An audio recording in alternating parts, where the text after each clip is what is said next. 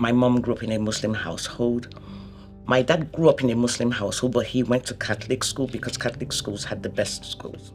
So like at home, it was, you'd follow the Muslim way. Then they put me in a Catholic school and I used to get into so much trouble. Then to make matters more interesting, my mom's younger sister was Methodist. So it was just like really, really confusing, like my teen years where it was just like, okay, fast forward, my husband's job post moved us from Nigeria and we moved to Belgium.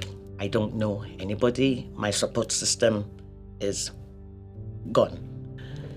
And then when we were in Belgium, I'd noticed before that there was so much difference between our first son and my second son. And I didn't have the words to kind of communicate whatever. A day before his second birthday, like it took me so long to find an English-speaking neurologist. Our son is diagnosed with autism. My whole world fell apart.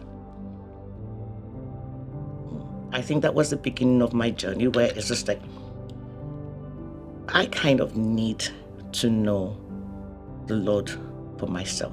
My worship has started evolving where I would like lift up holy hands and everything. There was actually somebody behind me once that said, could you please put your hands down? I can't see the lyrics. So it was, that was just like hilarious. I don't sing because I will clear the whole room. I make a joyful noise. Joyful noise was written for me. And the more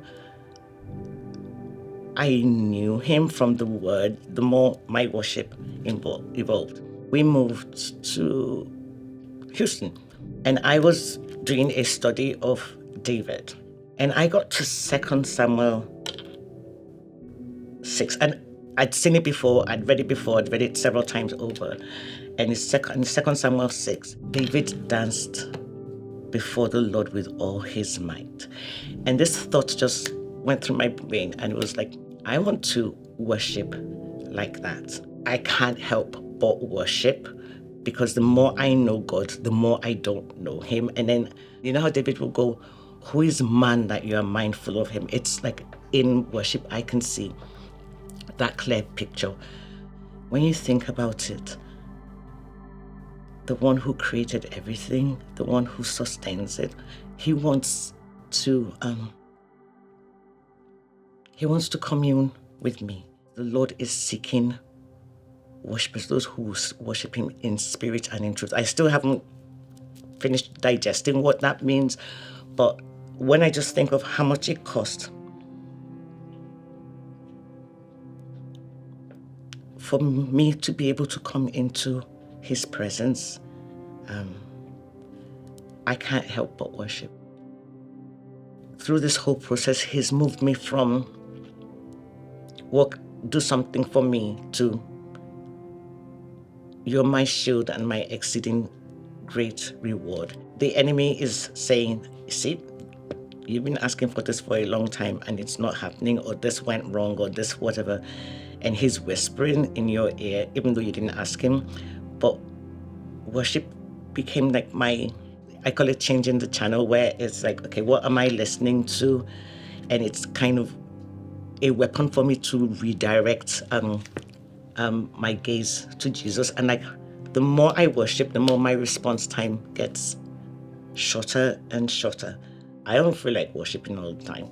I don't feel it, but the things I realized over the years, it's my choice. It's an act of my will, where it's like, okay, what are you choosing to look at? Are you fixing your eyes on Jesus in the midst of the storm, or you're going to be listening to the enemy? It's not a suggestion, it's a command. Praise the Lord, give thanks to the Lord. I've moved through worship from God heal my son, and to you're more than enough for me. He didn't promise me a problem-free life. He promised me his presence, and to get into his presence, the fastest way, worship.